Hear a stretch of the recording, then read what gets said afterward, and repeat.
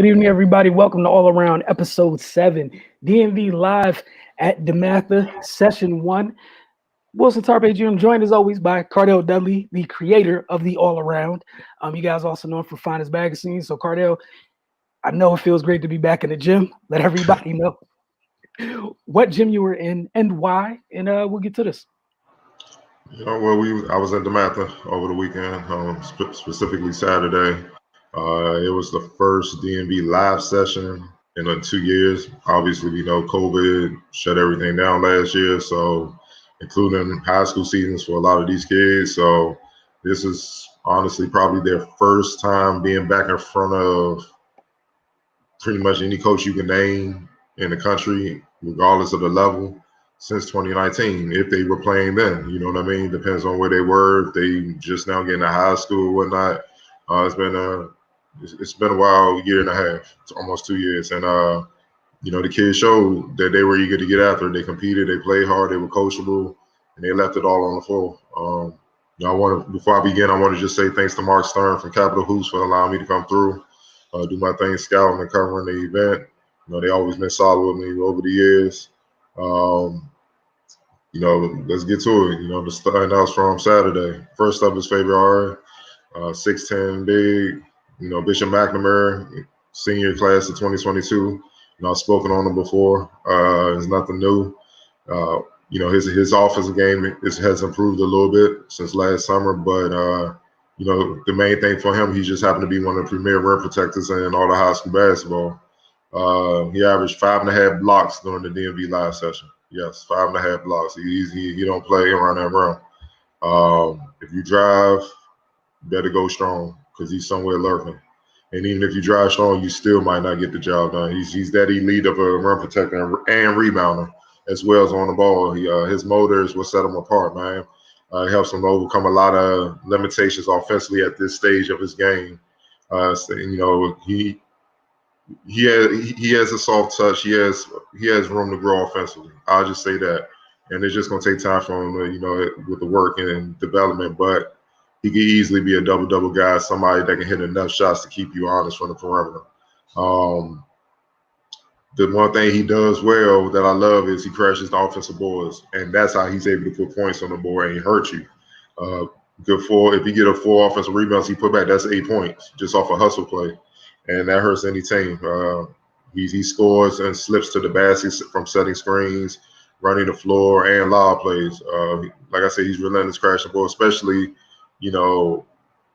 just even offensively. They threw when they played St. Francis. St. Francis threw 2 or 3 bodies at him, and his motor just won't allow him to quit. So he's steadily moving. It's similar to what Charles Barkley said about Dennis Rodman. It's hard to keep a body on him. They're always moving. He has a little bit of that in him at 6'10". So especially at this level, it's just hard for the youngins to kind of keep a body on them. They're not strong enough if they even have the size to bang in. That's how he's able to get in there and do damage on the boards. One thing I love, he had a clutch free throw with 0.4 seconds left in the game. He got fouled. He missed the first, and then he hit the second and sent it in overtime. He's not shy. That means he's not afraid of the moment. He's willing to step up and take that chance, take that shot. That was huge. That was a huge play. Like I said, he still has a way to go with being efficient as an offensive player. Shooting from the line, shooting from the perimeter. He just has to keep working on that. But he's not afraid to take those shots. He did take a few, and he hit a couple. But he still has ways to go where it's like defenders, defenses, we got to account for that. Right now, it's at the stage like, go ahead, if you knock it down, whatever, we don't trust that you hit enough where it will impact us. When he gets to that stage, it'll be hard for teams to deal with him. It'll be hard for opponents to deal with him because it'll be really nothing you can do. And then as well tuning up his polish on the block. But regardless, his presence in the paint and his impact defensively is just something that can't be denied. It can't be ignored. When you average 5.5 blocks and, library session and stuff like that, and it's routine, he's always averaging 3, 4, 5 blocks a game, with teams obviously trying to stay away from when they drive the basket. That just speaks to his instincts and his timing and his commitment to defense. And that's what makes him stand out as a prospect. Next up, I hope I don't butcher his name, Adam Angwafo. 6'7" forward out of Bullis, senior big. He's an undersized forward, athletic, dirty work type of forward, man. But he impacts the game on both ends. He scores well in transition and from the offensive rebound aspect. He's a capable shot blocking and can defend multiple positions. He's not one of these typical bigs that if he got a hedge out on the guard, he's hoping the guard hurry to get back to him. He get out there and get low, like, let's do it. He's just comfortable switching. Exactly. So at this stage, he can pretty much guard all 5 positions. At the college level, it's going to be different. When him being 6'7", he's going to be undersized. He's going to have to decide what makes him most effective. Is he going to bulk up and be an undersized big, or he going to try to get on the perimeter and get some perimeter skills and try to make it that way, be impact the game that way, but still have his presence down low if he needs to go down there. That's just something he going him and his whatever school he goes to, whatever program coaches said, they're going to have to really sit down and talk about. His offensive game, it needs work as far as facing up and attacking, but he has a world of potential. He has a soft touch. He can handle the ball. He had a few plays where he would still get a block, turn the ball. The others take force a turnover. He get on over break, handle the ball well. He was dunking at home. So he's coordinated. It's not like he's just raw and he don't have that ability.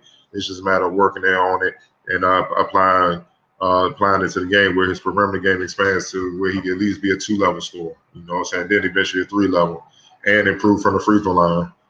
He averaged a near double-double of 11.8 points and 8 rebounds during the DMV Live 1 session, and that's for him being raw. So add a few shots, a couple mid-range spots on the floor where he can attack and consistently hit those shots. That could easily go up to 15. He could easily be a double-double guy at the next level. Definitely at this level, there's no question he's going to average double-double next season. Keep an eye on him. Jaren Curtis, 6'1" point guard of Bishop McNamara, the youngest on this list. He's a freshman. This kid is he may be the youngest, but he plays with the poise, having decision-making of a senior. He averaged 12.5 points and 6 rebounds, obviously in his first DMV Live action. But the way he controlled the game just jumped out to me, man. When St. Francis threw multiple traps at him, even though he was young, time and time again, he had the open teammate in a prime scoring position. He picked them apart. Obviously, he made a few mistakes. I think he had about 4 turnovers in that game, just getting bumped and stuff and knocking them off course. And with him being so young and stealing the ball, but his instincts and feel for the game is way beyond his years, man. I mean, he understood how to control the pace and stuff. It was just honestly frightening to see him control the game like that, man. I was like, yo, why does he control the game looking like Chris Paul right now? You know what I mean? And it's just, he got it just and be a freshman, man. He's special, and you just don't see that from a lot of freshman forward generals. They usually out of control, trying to make their impact. Man, he know how to play the game. He's a good defender. He's tough and fearless. Once he extends his range out to the 3-point line and become efficient from deep, to go along with his ball handling and scoring ability and feel for the game, he will make major noise in the WCSC, no question about it. He will be one of the top guards in that league, and if he's one of the top guards in that league, that means he's one of the top guards in the country. It's as simple as that. Derik Queen, spoken to him before, sophomore at St. Francis, 6'9", point forward. He's a triple-double threat due to his point forward ability. It was fun watching him, being in kind of a chess match with, Favour Aire. Aire is more of a traditional big. Queen is more of what you see in the league now, bigs that can step out on the perimeter and control the game and actually play point guard in spurts or whatnot. He's more what we see it at. He's that type of big, man. And I hope they don't try to limit him and just be like, hey, just get on the block. And his talent is being out there making plays on the perimeter, kind of being a Swiss Army knife, going back and forth between being down low and out on the perimeter. It causes matchup problems. Simple, it does. Queen at 6'9", he can do it all, but his passing and core vision will set him apart. When you put him in the high post, there's no way to stop him. Especially when you move in, run off screens, and slash it to the basket, it causes so much confusion, especially at this level, high school level. And, the youngest are not fully in tune with what's going on yet. They have to learn that and get that experience. He just was picking teams apart. Like, he caught in a high post in his stride, just threw a damn near no-look bounce pass right to one of his teammates. They laid the ball, and everybody on the baseline just looked at each other Like, yeah, he has a point guard's feel and vision, even at 6'9", and as a sophomore. But you know, he can get on the perimeter. He's a 3-level scorer. He can score on the block. He can literally just dominate anyway. But he literally is the best at dominating and dissecting defense with his surgical passing. That's when it's just you hope and pray that the other teammates miss. You have to send doubles to him to get the ball, or try to deny him and keep the ball out of his hands, because that's the only way you're really going to try to stop him. You're not going to really do it one-on-one. Obviously, you could tell he's growing into his body. Once all of that clicks physically, you'll see a more explosive version, and that would be a scary sight for future opponents. Next up is Josh Rivers, 6'5", Archbishop Spalding, senior class of 2022, shooting guard. He just impressed me with his shooting. He has a pro shot right now. You know, our high school kids, they may be able to shoot the ball, but their discipline is not where it need to be, where they're already aligned with the basket. Right. You know, they're doing just catching it going up. High school kids normally is facing the pass, then they got to adjust their body. Not him. His is like a pro shot where he's already in line. He's just getting into his shoe pocket and it's a wrap. And, you know, I heard Ray Allen speak on this. He said when he came out of college and was guarding shooters like Dell Curry when he first got in the league, he said he didn't understand, like, you can run out there and contest, but that don't mean you took away their airspace where they can't get the shot off. He said he ran out there with Dell Curry, and Dell Curry just had the ball above his head, but Ray Allen still ain't closed the airspace. He's like, oh, for real? And he shot it flat-footed like that and knocked down the three. You see what I'm saying? And Ray was like, oh, this is different. This kid has that already. That's what's scary. Now, he's not the best. He's not the best in getting to the basket and all that yet. So right now, if you're a good defender, you're going to try to run him off the three-point line, make him create. But once he has that, along with his shooting ability, it's going to be problems, man. With his pro level, he has a pro level feel with his shooting, and basically, if it's any daylight and he's square, the shot's going up and more than likely it's going in. Like I said, even at the high school level and at college, you might as well say that most shooters don't have their body already square in the line on the catch. They do that once the ball is in their hands. It's no waste of motion with Rivers. It's just a matter of him getting the ball to his shoe pocket defensively. You know, we all know high school players aren't even disciplined to take away that. So This is why he will light teams up if they are not prepared to deal with him. You know, he has the potential to be a 3-level scorer, and you know, not just at this level, but at the next level of college as well. He averaged 10.3 points on 44% shooting from the field, but 45% from deep. So that tells you he's a knockdown shooter. You gotta deal with him. He's a perfect complement to another one of his teammates I will speak on shortly. Next up is Justin Taylor, 6'6", out of St. Anne's Bluefield in Virginia. Same wing. He didn't shoot it well at all, but his blended size, skill, and athleticism was undeniable. Versatile wing, you know, has a college body, and he could play either forward position. He did what is very, very difficult to do, as you see in the picture. He drove and dunked on arguably the best leaper in the area, Cam Whitmore. Most players abort the mission when they see Cam Whitmore close by. You know, because when he's lurking, his athleticism is so sick. I've seen him routinely just go up and Kenya Martin style, grab dudes layup attempts off the glass and start dribbling back up court like it's routine. So they're aware, you know. But now he took it all the way and he won that battle. You know what I mean? That speaks to his ability as well to get in the air and make plays. He averaged 14 points, 13 rebounds, and 3 assists. But you know, he didn't shoot the ball well, but he's a high major target. You know, he got offers from everybody from Virginia to North Carolina just to throw out a couple programs and whatnot. So that was an aberration. He's definitely more efficient than what he showed. You know what I'm saying? He shot 23% from the field and 12% from deep, but that was just one of those games. You know what I mean? But trust me, you got to look at it this way. He averaged 14, 13. If he shot better, that would have easily been 20, 25. You know what I mean? So that tells you about his game and his overall potential. Love the fact that he. My bad. Was his dunk in transition or in half court? Half court. It was kind of semi-transition, but Spalding got back, threw it to the wing. He saw a lane, he threw it. Whitmore tried to meet him, and he won. Obviously, he won that battle. You know, but I love the fact that he didn't let the fact that he was off affect this game. He found other ways to impact the game, go get some boards, play better defense and whatnot. He's a talent. People should, you know, continue to follow him this coming season. Tyrell Ward, 6'6" out of Dematha, senior 2022. He's a wing, average 16.7 points, 6.7 rebounds on 54% shooting from the field. He's smooth. He's a smooth scoring wing, similar to what we see from Brandon Ingram. He's not as tall as Brandon Ingram. Ingram's about 6'9", 6'10", but he got the same kind of lanky body, 6'7", and 3-level scorer. He could do it off the bounce, post up, mid post, high post, and he can shoot a range out the 3-point range. Swiss Army knife type of player where he can play them 1 and 2 in spurts, even though he's primarily a 3. I love his defensive potential, as you see in the picture. He's pressing guards 94 feet. He has great length and lateral quickness, so he could be a pest defensively, but still be an elite scorer and playmaker on offensive end. He has the tools to be one of the top defenders on Dematha and at the next level if he puts his mind to it. So it's just a matter of how good he wants to be, but it's there.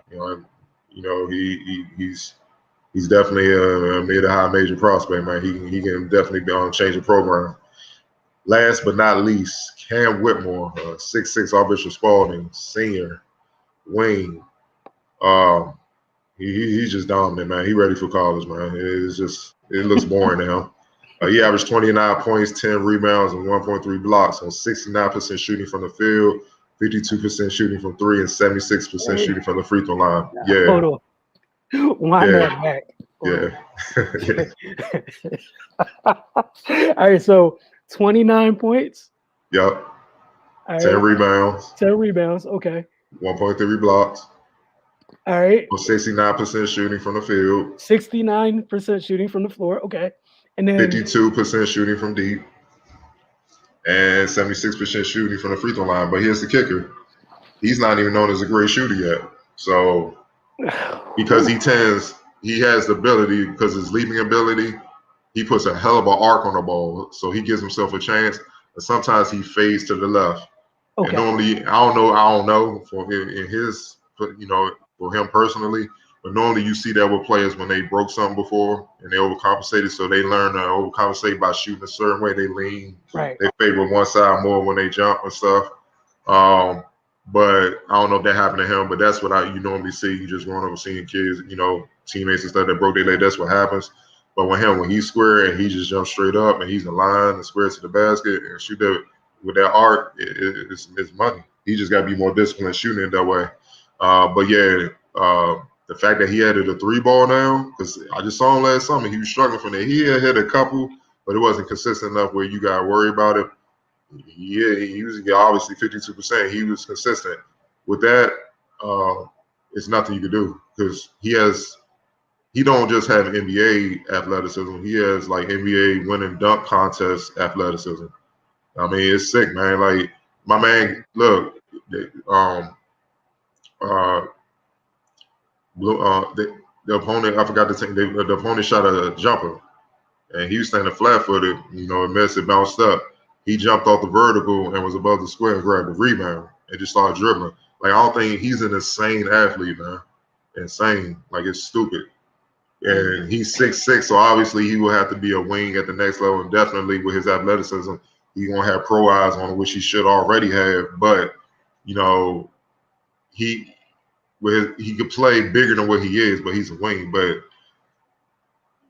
I mean, I don't know what to say, man. Like it's not just like he's all athletic and he's just overwhelming high school kids with athleticism. He has skill. He can dribble. Gotcha. I was just about to ask what his handle was looking like. Yeah, he can drive on you. He can drive and bang on you. Now he can step out. He's becoming a 3-level scorer. He's strong. He obviously with athleticism he can defend. You know what I mean? And the thing I love about him, he's no nonsense. Like he ain't the typical high school kid. Like he don't play those games. He all business. He there to destroy. So he's a beast, man. He's an animal. So the sky's the limit, man. I think he's a pro. He continues to work. I think he's for sure a pro. And I'm not saying that about a lot of the top high school kids in the area. And the reason why I'm saying that because athletic and physically, he's already in that pro. Like right. You know about the open runs we have pros and stuff like that. You got to kind of be a man in that joint. And you see what happens when we had some high school kids in there. They're not ready. I think he'd go in there and do his thing. Like put them in the basket, and we'd be like, and had them asking like, "Yo, what college you at?" I'm like, nah, dog, some high school. Not quite. It'll get ugly, but man, he's a talent, man, and he dominated. He did what he should do, dominate, and he should have. I know he has a lot of high major offers and whatever, but we know about the top three in this area. Maryland, Georgetown.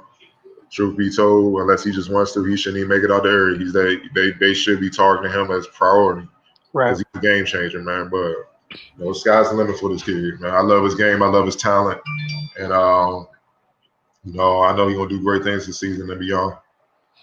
So that's crazy. So they had him and Mr. Rivers on the same team. Yeah. Okay, I just want. Okay. So they're gonna make a lot of noise in my double way for sure. That sounds like quite a lot to deal with.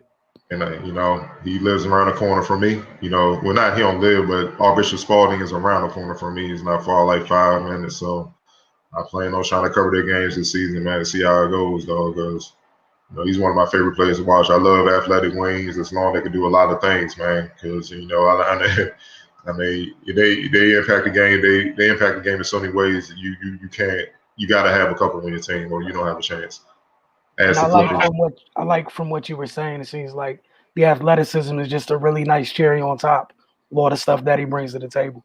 Yeah, he's learned not to just rely on that. Obviously, when you go up against other top players that are athletic too, and they got more skill, I mean, clearly they're gonna get the upper hand. So he's not just relying on that. You know what I'm saying?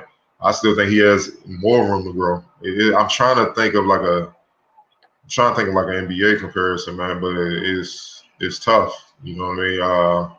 They're just super athletic and can do all those things. Man. It's just I would say young DeRozan. You know what I'm saying? Okay. But the way he's how Whitmore starting to get better at shooting threes, which is what DeRozan he's not there yet, but he kills in the mid range, so it don't matter. But you know what I mean? A big wing that's super athletic that can knock down shots, and that's what Cam will be. Gotcha. Nah, that's not bad at all. Like you said, he better not get out the area. That's not going to be a good. Unless it's his choice, man. You know how it is. Sometimes you just gotta get away from the noise, dog. You know what I'm saying? But yeah, he's one of those talents. He should have his choice of schools. Right. This is just call it like that. If you had nothing else to add, man, I can't wait to see. I know you said there's another session. Able to attend what comes from that, because every one of these kids is. I definitely enjoyed hearing about them. For sure, and it was more, but we got to keep it down. Yeah. I can't go through 50 kids, man. Anybody got time for that? You know what I'm saying? But just know I'm back. Throughout the summer, throughout the year, I'll be highlighting these kids, especially since I have to scout. You know what I'm saying? So it's part of the duties, but for sure, I'm definitely gonna be highlighting them and doing my best to put them out there and help them get signed. So simple as that. All right, y'all. For episode 7 of the All Around for Cardell Dudley Jr., I'm Wilson Tarpe Jr. You guys have a great evening.